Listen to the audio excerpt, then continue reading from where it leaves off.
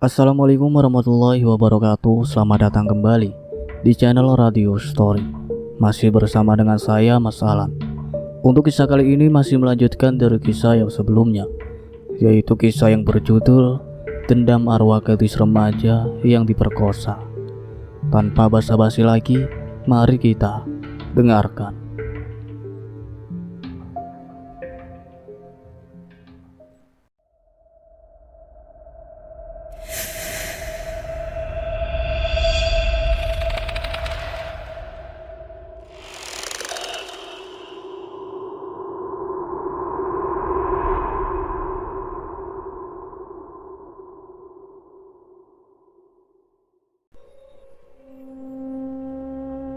Di malam harinya, acara tahlilan diselenggarakan langsung di ruang tamu yang nampak sederhana itu, guna mendoakan almarhumah Laira.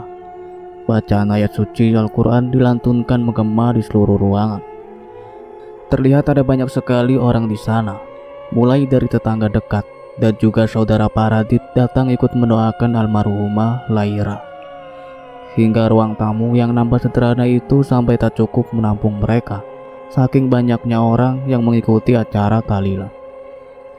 Setelah selesai acara tahlilan, terlihat Lira masuk ke dalam kamarnya, sedangkan Bularas dan Paradit masih ngobrol-ngobrol dengan tetangga yang masih ada di sana. Di lain tempat, nampak saat ini ada dua orang warga yang sedang ronda malam, guna menjaga keamanan kampung mereka. Mereka nampak melewati jalanan yang sepi dan sunyi.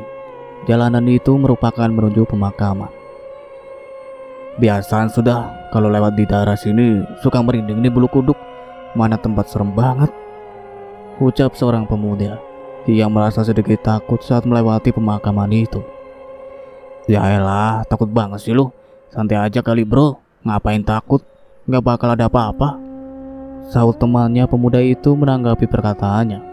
Ia nampak biasa saja, tak seperti temannya yang nampak ketakutan. Gimana gak merinding nih bulu kuduk? Lu tahu sendiri kan kuburan tempatnya apa? Iya gue tahu. Kenapa emang? Lu takut sama setan? Cemen lu. Selama kita gak mengusik keberadaan mereka, kita tidak akan diganggu oleh mereka. Udah bro, jangan bahas itu mulu. Situasi kita saat ini tidak memungkinkan. Cemen banget lu. Laki ketakutan, jadi laki itu harus gentleman dong kayak gua. Keduanya nampak ngobrol sambil terus menelusuri jalan. Bro, lihat deh itu. Itu apanya bro? Kok kuburannya yang itu ada cahayanya? Seorang pemuda itu menghentikan langkahnya. Pandangannya tertuju pada sebuah kuburan yang nampak mengeluarkan cahaya dan segumpalan asap. Lah, iya ya. Kenapa kuburan itu bro? Kok mengeluarkan cahaya? Mana gue tahu bro, malah nanya gua. Terus gue nanya siapa? Mereka berdua nampak bingung dan heran saat melihat sebuah kuburan yang nampak mengeluarkan cahaya merah seperti api. Tunggu pembalasanku. Sesosok kuntilanak dengan berwajah hancur muncul perlahan dari gundukan tanah. Darah merah menyembur deras yang nampak begitu menyeramkan. Setan! Kabur bro, kabur! Kedua pemuda itu pun langsung lari kocar-kacir. Mereka sangat ketakutan saat melihat sesosok kuntilanak itu yang tiba-tiba saja muncul di atas gundukan tanah.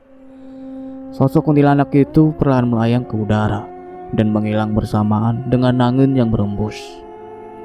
Pindah ke lain tempat. Di rumah terlihat saat Lira berada di dalam kamarnya, ia nampak tersender di samping jendela sambil termenung.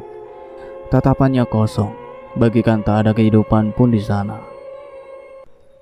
Sekarang Mbak Laira sudah tiada. Hidup ini sudah tidak berarti lagi. Mbak Laira, kenapa Mbak Laira tega ninggalin Lira secepat ini? Kenapa? Lira berucap sambil termenung. Sekarang ia sudah merasa putus asa saat ia harus berpisah dengan kakak yang sangat ia sayang. Ia membayangkan kebersamaannya dengan kakaknya yang begitu indah untuk dikenang. Tiba-tiba saja angin berembus dengan kencang. Aroma bunga kenanga menyerbak di seluruh kamar. Bersamaan dengan hal itu muncul sesosok perempuan yang sangat cantik dengan memakai pakaian yang serba putih. Wajah dan seluruh tubuhnya pucat. Perempuan itu berdiri tepat di belakang Lira. Lira, Lira. Lira tersentak kaget langsung menoleh ke arah belakang saat mendengar suara seseorang yang memanggilnya dari arah belakang. Mbak Laira. Lira begitu terkejut saat melihat sesosok perempuan yang berdiri di depannya. Ini beneran Mbak Laira? Lira nggak lagi salah lihat kan?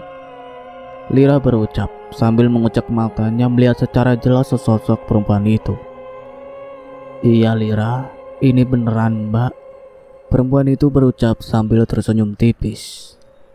Ya ampun Mbak Laira, akhirnya kita bisa bertemu kembali. Lira kangen banget sama Mbak Laira.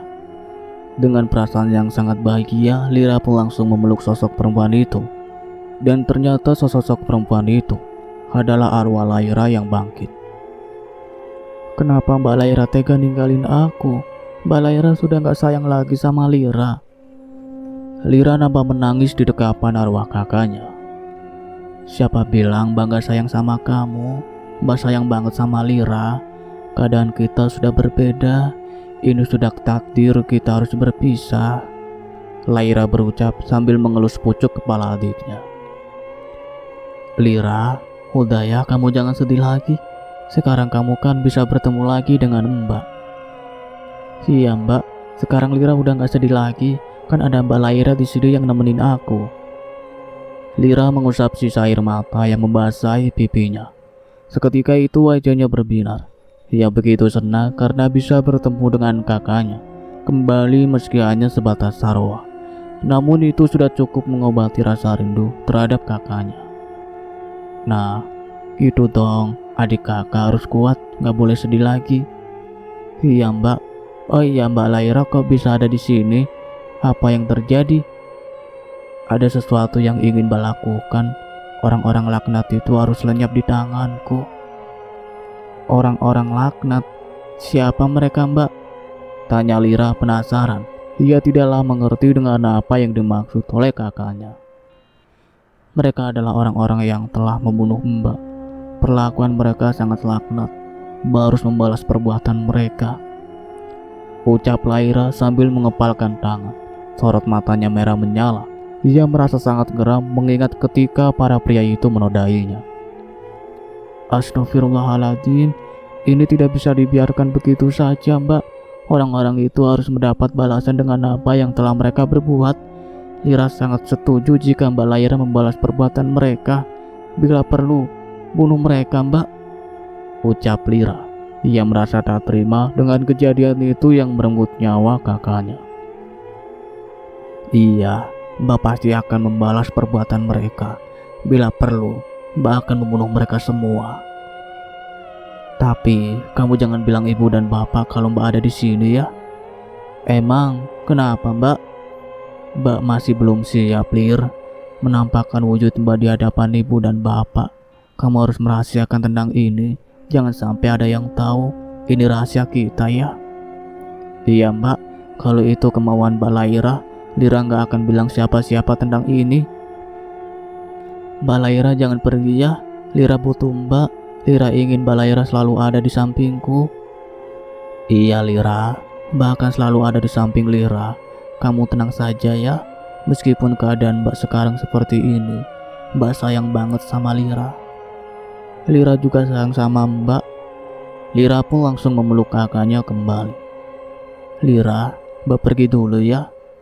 Jangan Mbak, Lira masih kangen sama Mbak Laira. Jangan pergi Mbak. Mbak harus pergi Lir. Ada sesuatu yang ingin Mbak lakukan. Tapi Mbak, Lira masih kangen. Kok mau ditinggalin sih? Lira nampak bersedih saat kakaknya hendak meninggalkannya.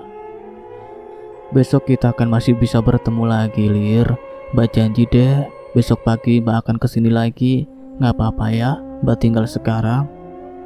Ya udah deh, tapi beneran kan besok Mbak Laira kesini lagi? Iya Lir, Mbak janji besok akan kesini lagi. Ya udah, kalau gitu Mbak pergi dulu ya. Lira gak boleh sedih, besok Mbak pasti akan kesini lagi kok. Laira nampak melayang ke udara, dan lama-kelamaan sosok Laira pun menghilang di balik jendela. Kira-kira Mbak Laira mau pergi kemana ya? Kok aku ditinggal? Padahal baru aja ketemu, malah ditinggal lagi. Tapi gak apa-apa deh, besok Mbak Laira kan kesini lagi, ucap Lira sambil merebahkan tubuhnya. Saat ini Lira merasa lebih tenang seakan ia kembali bersemangat lagi karena kehadiran arwah kakaknya membuat merasa lebih tenang. Tak seperti sebelumnya yang terpuruk dalam kesedihan. Di sebuah tempat terlihat keempat pelaku sedang berkumpul di markasnya. Mereka tengah membagi uang hasil penjualan motor rampasan mereka. Buset, banyak bener tuh duit. Gua udah gak sabar, ucap Adnan saat melihat Dani meletakkan sekepok uang di atas meja. Oke, sekarang gue akan bagi rata semua uang ini. Ini buat kamu, Nan, dan ini kalian berdua, dan ini punya gua. Dani membagi uang itu secara merata kepada ketiga temannya. Wih, mantap. Uang sekali, kalau gini terus bisa kaya kita, ya kan bro? Gak harus susah payah nyari duit. Yang ada duitnya datang sendiri pada kita, ucap Adnan tersenyum senang sambil menghirup aroma uang itu. Iya dong, kalau tiap hari dapat segini terus bisa kaya kita, sahut kedua temannya yang menanggapi ucapan Adnan. Ternyata uang yang mereka dapatkan itu adalah hasil dari menjual motor Laira yang mereka rampas. Kurang ajar, bisa-bisanya mereka bersenang-senang di atas penderitaanku. Tunggu pembalasanku.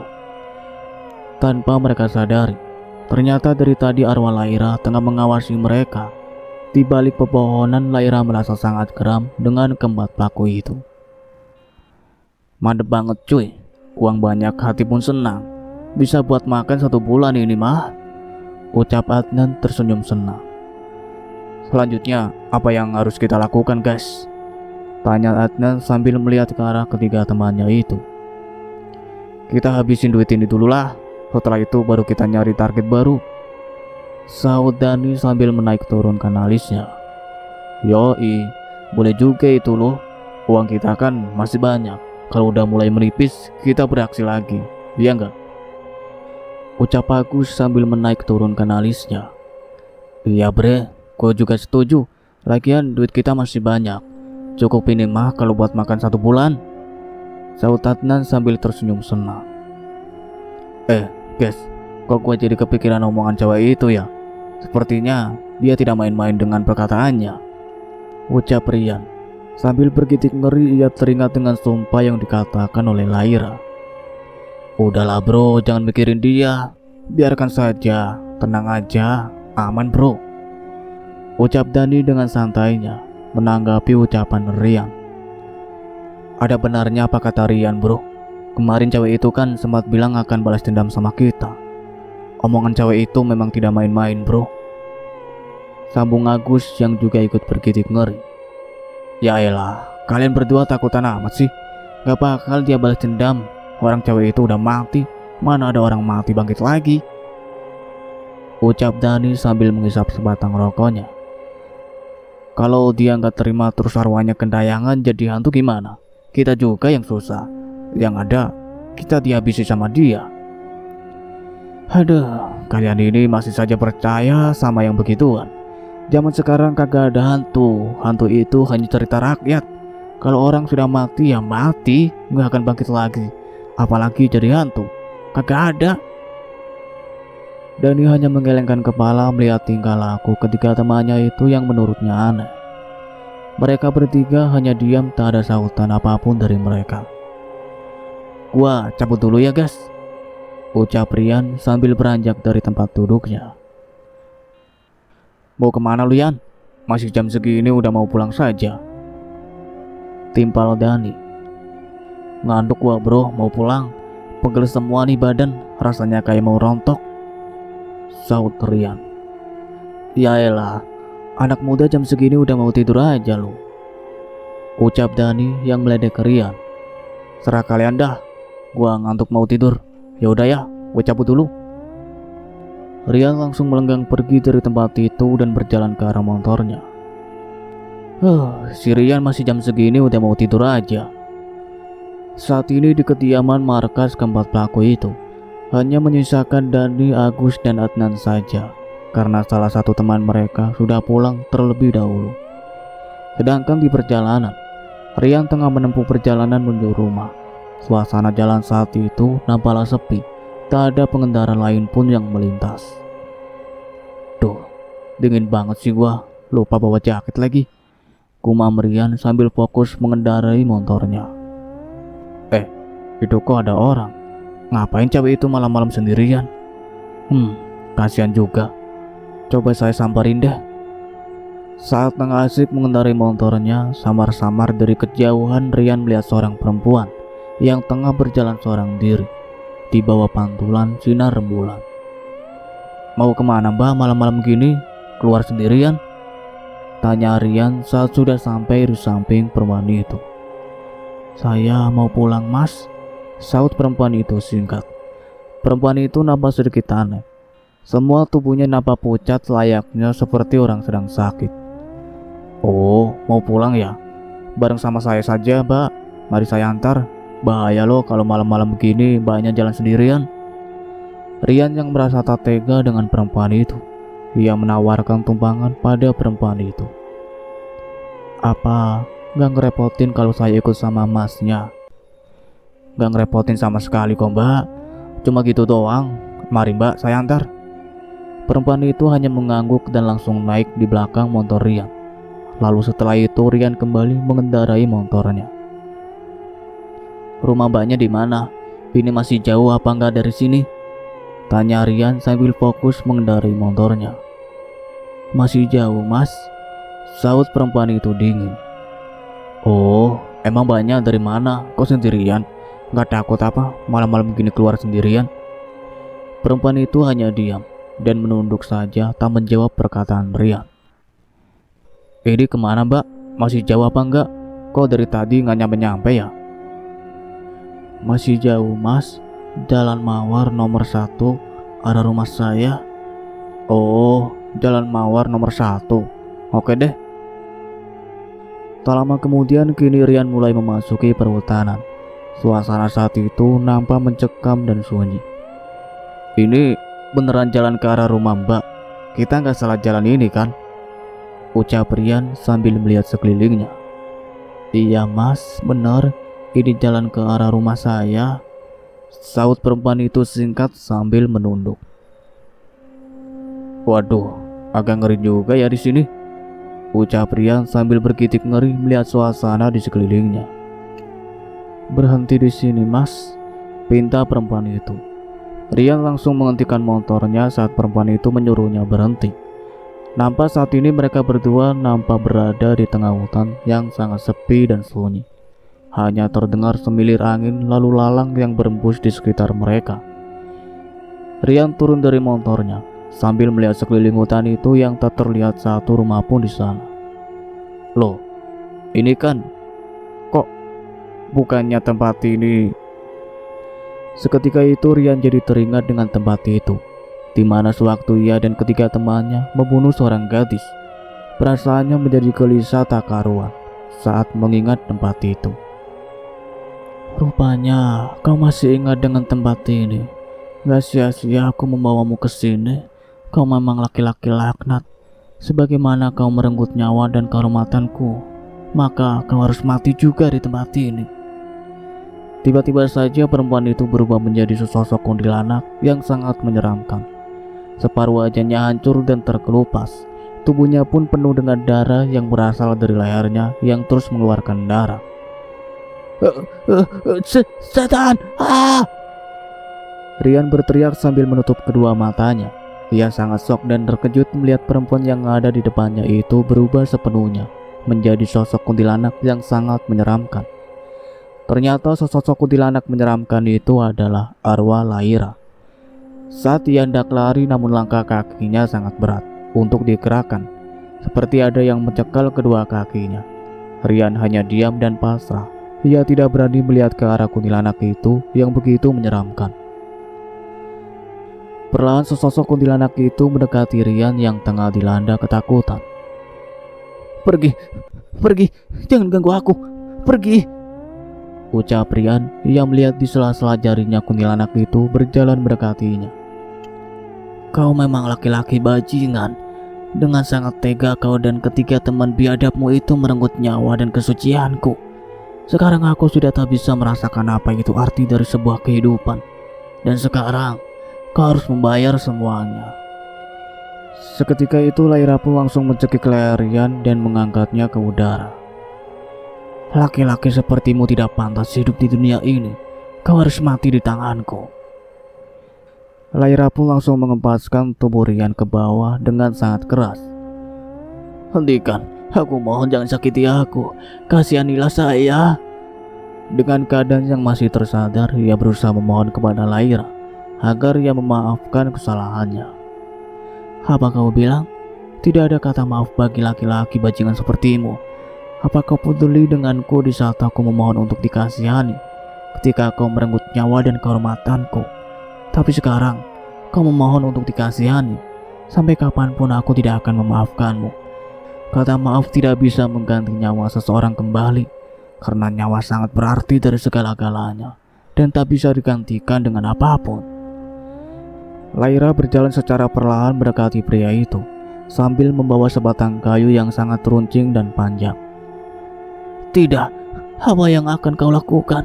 Tidak, jangan, aku mohon, jangan sakiti aku. Rian beringsut mundur ke belakang. Ia sangat ketakutan melihat sesosok kuntilanak itu berjalan ke arahnya dengan genggaman sebatang kayu panjang di tangannya. Semuanya sudah terlambat. Kini giliranku lah yang membunuhmu.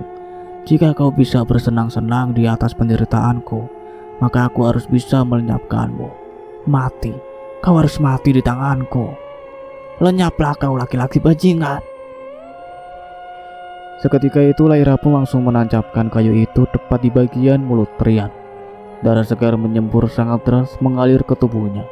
Baju yang seharusnya berwarna putih kini berubah kemerahan bercap darah yang terus mengalir dari arah mulut Rian. Tak cukup sampai di situ saja. Laira kembali melayangkan kayu itu menusukkan ke perut Rian hingga menembus ke belakang. Darah keluar sangat deras dari perut Rian hingga mengalir ke tanah. Tanah yang seharusnya berwarna coklat kini berubah warna coklat kemerahan. Rian pun mengembuskan nafas terakhirnya dengan kondisi yang sangat mengenaskan.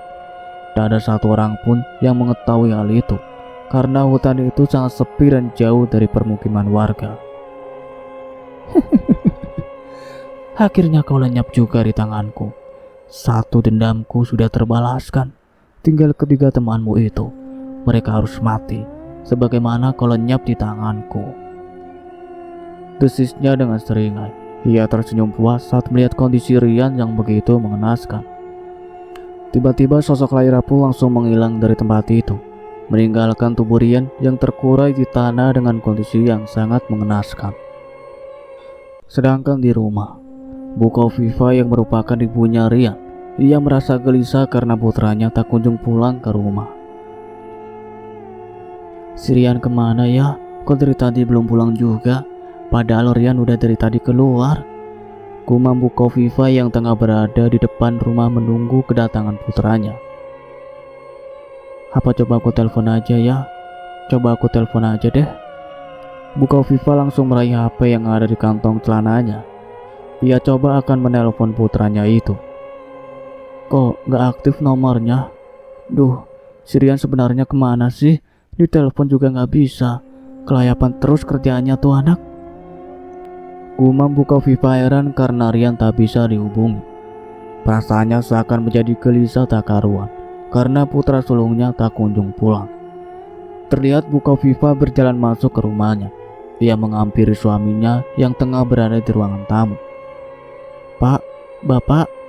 Bu Kofifa memanggil suaminya sambil berjalan ke arahnya. Ada apa, Bu?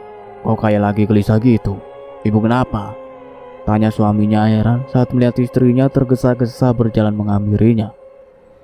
Itu loh Pak, si Rian dari tadi belum pulang. Gak biasanya si Rian keluar sampai larut malam gini. Ibu khawatir terjadi apa-apa dengan anak kita Pak. Emangnya Dika tadi pergi kemana Bu? Tadi bilangnya sih pamitan ke ibu mau main ke rumah temannya. Oh, udahlah Bu, biarin aja. Mungkin bentar lagi juga Rian pulang. Ibu kayak gak tahu Rian aja. Kalau sudah keluar gak bakal pulang kalau gak larut malam. Tapi Pak, gak biasanya si Rian pulang larut malam seperti ini. Ibu kok jadi khawatir gini ya? Bapak coba cari Rian lah. Ibu takut terjadi apa-apa dengan anak kita. Ibu tenang ya, jangan terlalu berpikir negatif. Semoga saja tidak terjadi apa-apa dengan Rian. Ya sudah, kalau gitu Bapak akan mencari Rian dulu. Ibu di rumah saja, ya? Gak apa-apa kan, Bapak tinggal? Iya Pak, gak apa-apa, saut Bu Kofifa dengan singkat. Ya sudah Bu, kalau gitu Bapak pergi dulu. Assalamualaikum, ucap suaminya yang berpamitan kepada istrinya. Iya Pak, waalaikumsalam, saut Bu Kofifa dengan singkat. Lalu setelah itu suaminya pun melenggang pergi untuk mencari putranya. Semoga tidak terjadi apa-apa dengan Rian.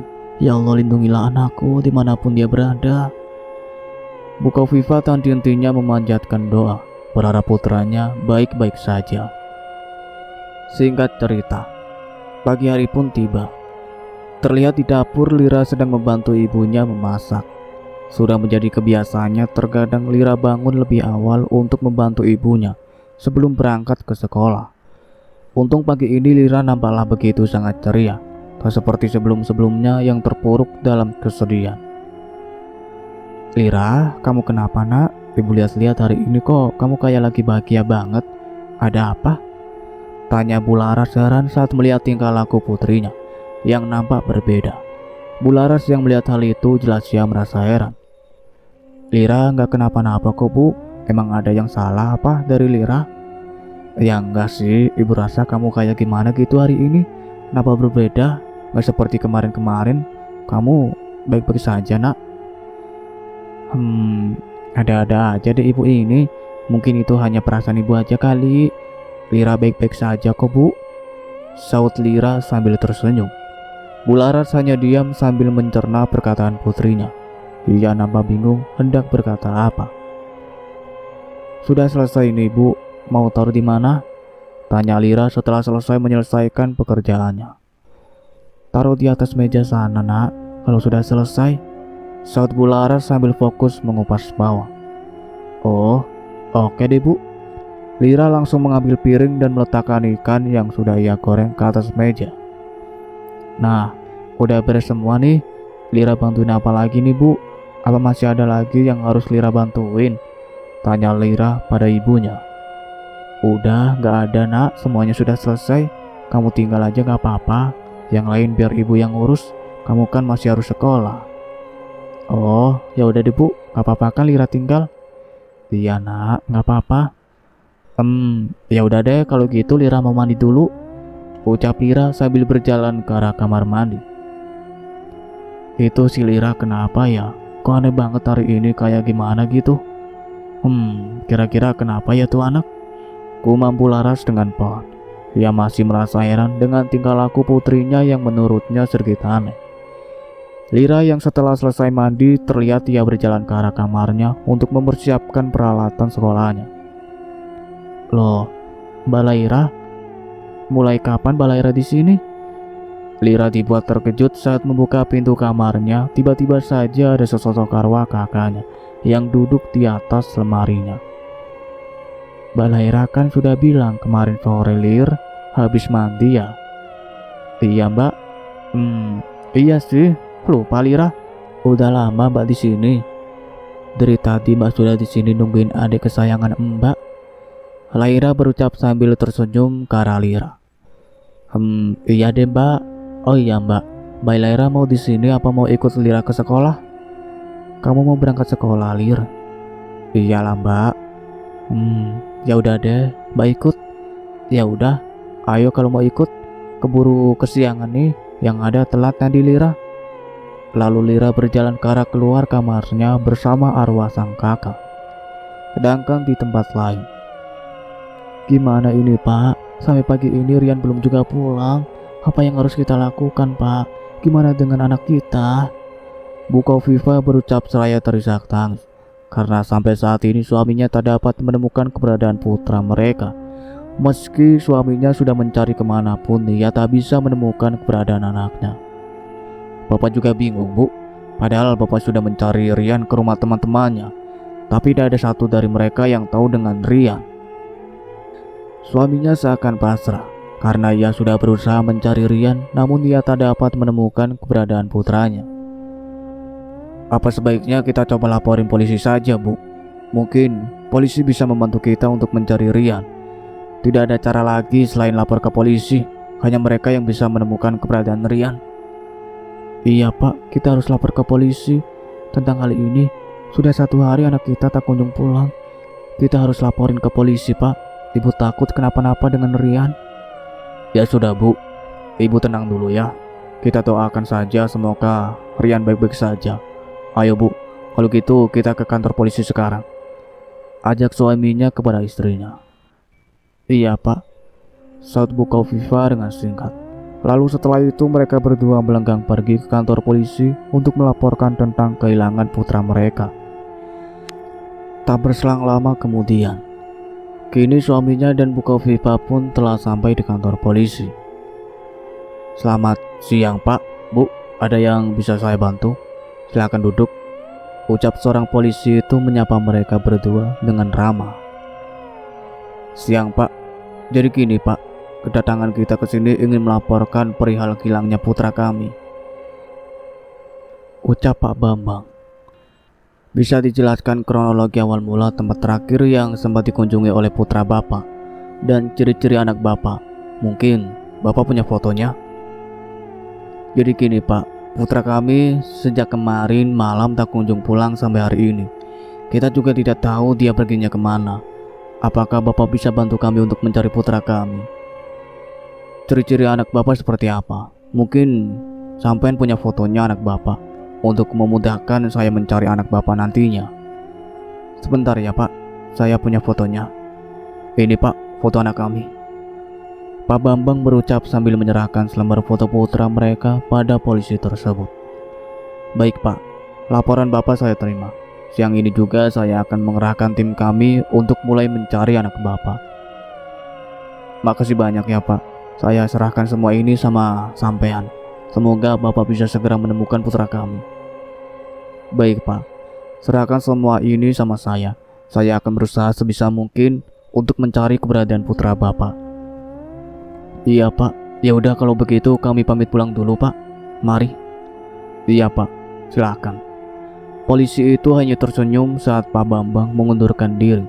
Lalu setelah itu mereka berdua pun melenggang pergi dari tempat itu.